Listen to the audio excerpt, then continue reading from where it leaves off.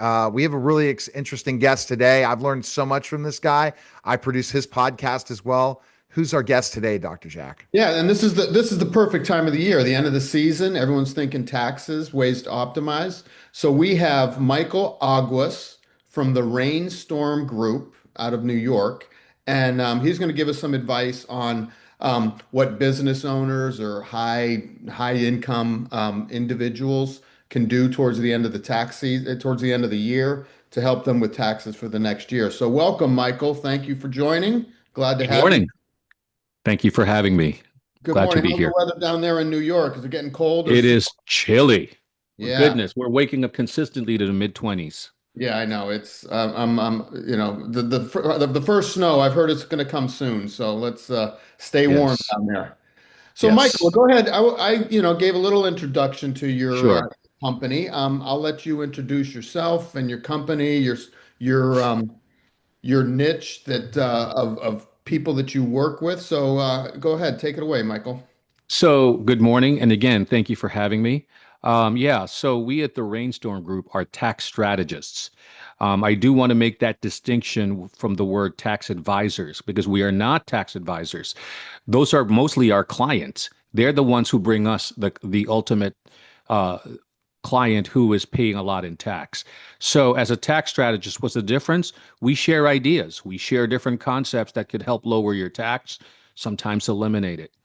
Okay. But whether it's for you or not, we always defer to you talking to your CPA or tax advisor and basically determining, because that's the part we don't know.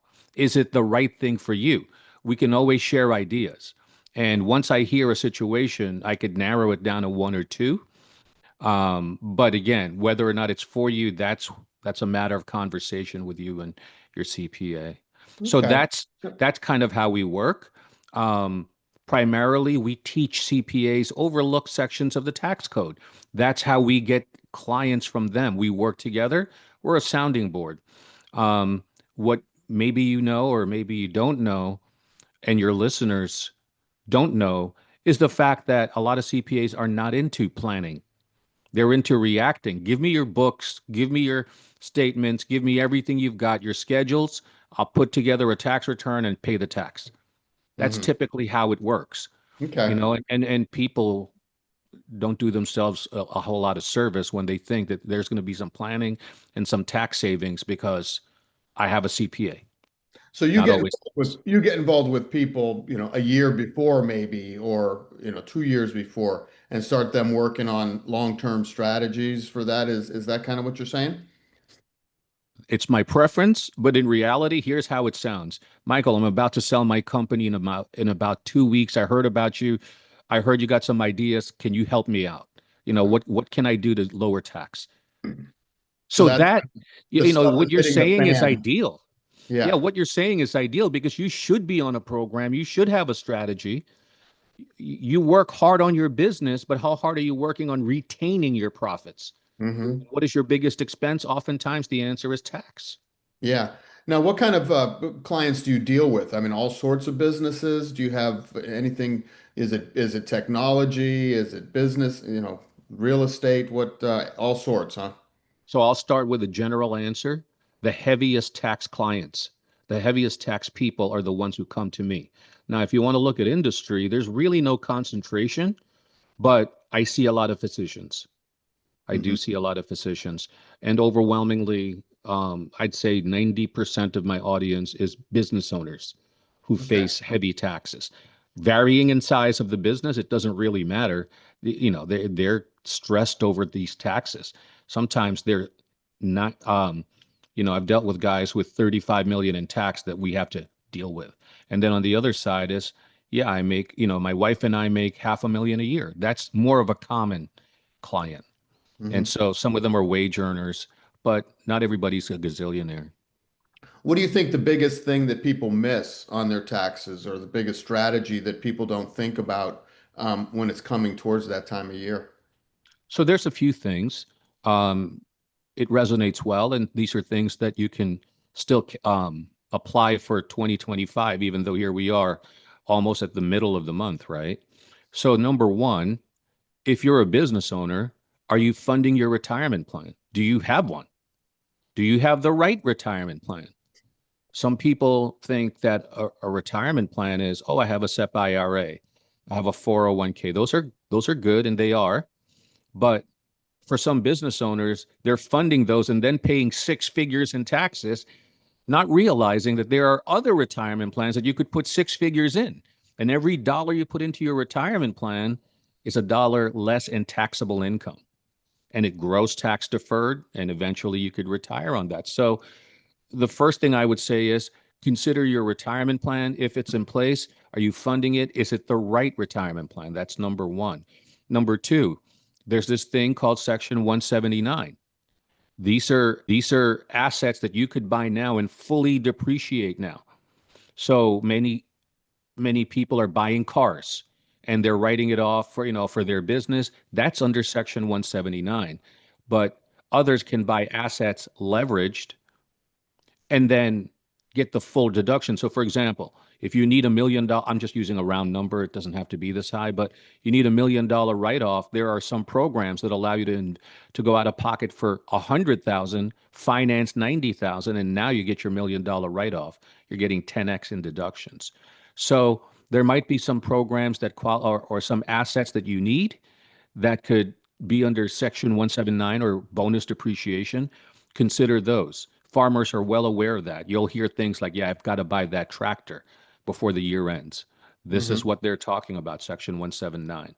And Yeah, then, farmers, some of that equipment is multi-million, but it helps them to earn more money. I mean, so you're saving taxes and you're increasing your productivity. So there are twofold benefits to it, correct? absolutely. And with our team, we'll probably be close to 100 million, helping clients with 100 million of those assets, believe it or not, who needed that type of write-off, so to speak, but also generating positive cash flow in the process. It isn't just an expense, you sink it, oh, I save tax. No, there's also positive cash flow every month.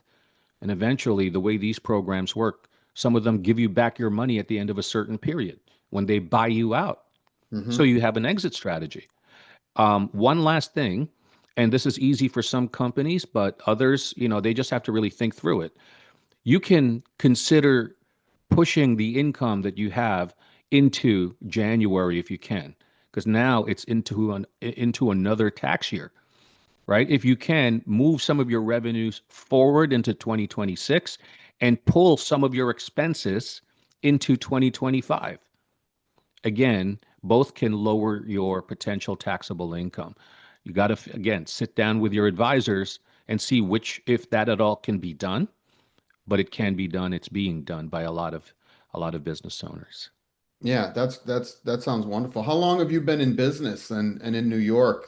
Sounds like you've got a tremendous amount of experience, and that's fantastic. I'm sure that and the tax code changes all the time, so you've got to stay up on Yes. things quick. Dynamic. Yes, sir. So we've been doing this so probably close to 35 years now. I started out as a banker. I was a banker for about 5 years, but as I was a middle market banker, which meant I loaned money to middle market companies, 10 million or more. All I would do is sit down with CPAs and share thoughts, ideas, and hear about companies. And I continue to work with CPAs. I've been sharing strategies with CPAs for that long, and I've probably met with north of 3,000 by now in my career. So what I do is I share thoughts with them, concepts with them. I am a sounding board to them. Michael, I've got this client. Here's what he's dealing with. Here's what she's dealing with. Anything we can do to help.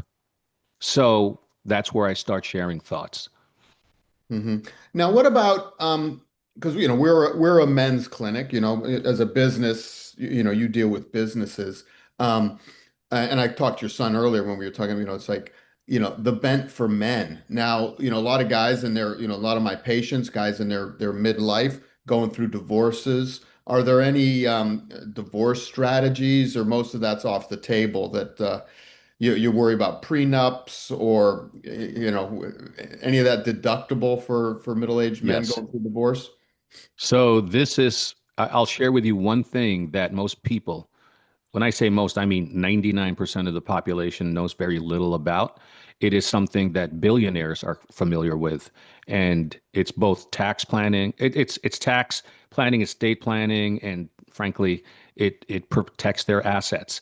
So there is a strategy out there. A lot of younger athletes, agents will bring this to my attention, right? My young athlete is doing well, but I'm concerned about lifestyle, and at some point he could get wiped out if he makes the wrong moves, etc. So is there something we could do to protect them? Yes, there is. There is a concept that I'm a fan of, which combines LLC taxation with charitable giving. And we create this LLC and we put assets inside.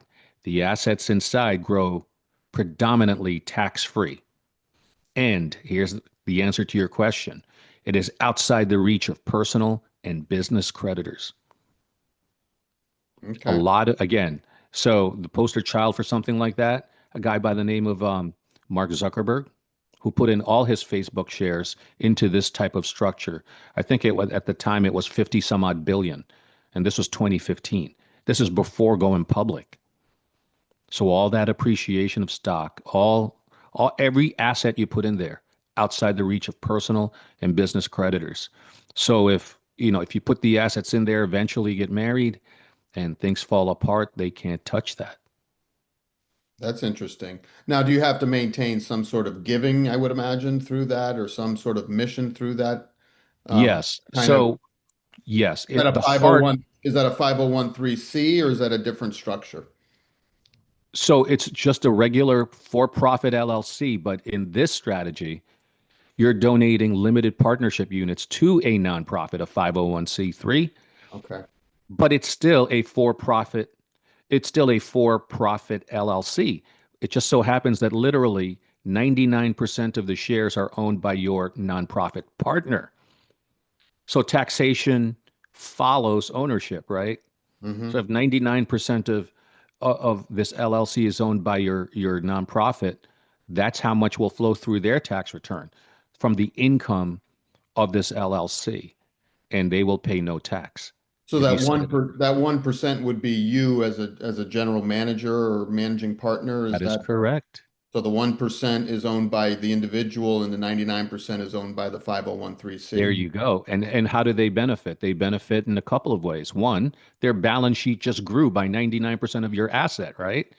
It's Hmm. great for those who are raising funds. Think about that for fundraising. Number two, now there has to be charitable intent here or it doesn't work. The IRS will clamp down on it. This is something that they're very sensitive to. So we have our clients paying anywhere from 5 to 10% of the profits that come inside this LLC to that nonprofit. It's a charitable gift that year. Wow. So if your Eh, so if your LLC makes 1 million, you're donating 100,000 to that nonprofit, and you gladly will do that because think of all the taxes you saved instead, and this is all this is what you're gifting. Go ahead, Neil. So it's very interesting, Michael, since working together, that lots of accountants, accounting firms, CPAs just don't know these strategies, right? They have no idea about these. That is correct. And some know a little bit about it, but they dismiss it because I don't want to stick my neck out for my clients. Something goes bad, then it's a reflection on me. There is a big, big mindset with a lot of professionals who think that way. Uh, Very, very interesting. So, well, now that it's, we're mid-December right now, how would someone is in the middle of a big tax year and, they don't know what to do. Is it too late for them to get a hold of you at this point? Would December 12th we're at right now as of the recording? It's not too late. I'm still meeting with people, and they're still getting their write-offs and deductions these last few weeks of the year. So, but we do have to talk very, very soon because this isn't just like, here it is, yes or no. No, these are legal moves that they're making, they're investments that they're making. They have to look at it. Their advisors have to look at it. They need to be comfortable in their due diligence, and they should be. Um, so they just don't have the luxury of a lot of time to sit and ponder. Yeah. So what Yeah. advice would you give to someone who needs your services, who has an accountant, and they want to work with you in particular? Does their accountant need to call you, or can they call you personally and connect you? Or All Yeah. sorts of things I would imagine you get put on your I plate. ideally I would have a Zoom meeting with both, but oftentimes it's just the taxpayer that I'm meeting with first. And oftentimes they're like, look, this, like the stuff I share is established in the tax code. Okay, so it isn't, I'm not into loopholes. We're very much into the black and white, and that's how we share things. But ideally, I would love to sit with both the CPA and the client and the taxpayer. But if not, I'll just sit with the taxpayer. That's not a problem. Hmm. Because again, you know how to speak that language, Michael, with the accountant. They explain what it means and what's happening after Yes. they meet with you. Now, what's really interesting, Dr. Jack, is that a lot of times people just feel like they're over flooded. They can't go invest next year in the business because they're going to be paying too much in taxes. This is where sitting down with Michael and his team is huge, Dr. Jack. Yeah, I mean, you've opened my eyes. I guess, when Neil introduced me to you, I wasn't exactly sure, what angle you came from. So you're a layer deeper into the process, into the business planning, the tax, business planning, leveraging those tax dollars for you, not for the government. There You're you taking, go. I mean, I'm all for paying taxes, but a fair amount of taxes, and if it's appropriately used. And I think, even if you're socially conscious, you using your money in a socially advantageous way is huge. It's better than the government will do. The government's full of waste, in my opinion. So you can do your part for society as well as yourself by leveraging those tax dollars to improve your business, to keep your employees working. I'm sure a lot of people are struck with that. You want to keep the company family together. You want to keep, your workers, the people that have been loyal to you for years. You want to keep them around, but it gets harder and harder as that tax bill comes up. People are automating, people are, letting people go. So this allows you to kind of, keep investing in your business and growing your business while helping others. Yes, so just a couple of thoughts came up as I'm listening to you. One, as the saying goes, pay unto Caesar what is Caesar's. Like you said, and I'll paraphrase in my words, we're supposed to, we're all in favor of paying our necessary taxes. What unfortunately most people don't know is they're paying Caesar more than he's asking for. They're just uninformed. That's Hmm. one. And two, consider your audience. Men, what is the number one source of marital conflict? Money, Finance. money. This is an area that really could minister to many households, especially those who are the higher wage earners and the business owners, et cetera. Yeah, and if you're paying that out in taxes, that's better utilized for yourself and your family. And That's you know, right. you're right. The government, I'm big fan and highly in favor of responsible government and responsible paying. But you constantly hear these things that, like, oh, he's not paying taxes. He's not paying taxes, like it's some horrible thing. But you also see the reports of what is the government doing with those tax dollars, so an appropriate amount of taxing is probably the way that you should try and structure your company. Yes. So if you look at, I think, the top 20 earners in the United States, and you look at their effective tax rate, it's somewhere around 5%, 6%. Think about that. Why is it? Like you said, most people will look at them and say, you see, that's why I pay the tax. No, these guys, these ladies, they have access to the best information and advisors out there. And oftentimes, what I've seen is that we do provide strategies. People like them, but they're afraid to move on them. Hmm. Oh, So, you're right, because if you want to have some backing behind you, that if you get audited, you want to have someone like you, someone who's thought through the process, who has the tax code that's going along with this decision. Um, you're supporting your movements with laws, not, well, I didn't know, I thought I could do this. You know what I mean? Shrug your shoulders and play dumb and mea culpa, maybe try and get the auditor. You say, no, here's the tax code that I've used to implement this strategy moving forward in 2026. And, we planned this in advance. And then the auditor, I would imagine, has got to bow to it and say, oh, okay, yeah, there you go. Is that something you see? Someone gets audited and you've got the proof behind you to save the day, so to speak? So that's an excellent question, but here's the reality. My stuff is black and white, so I don't hear about my clients getting audited at all. Even better. There's probably been two or three in all these years I've been in practice. Right. And everyone has that fear of auditing. And I've learned this from my colleagues, especially Micheal and all that. If you're not getting audited at some time, it happens, you'll have all the backing and you won't have to worry about it because you have everything.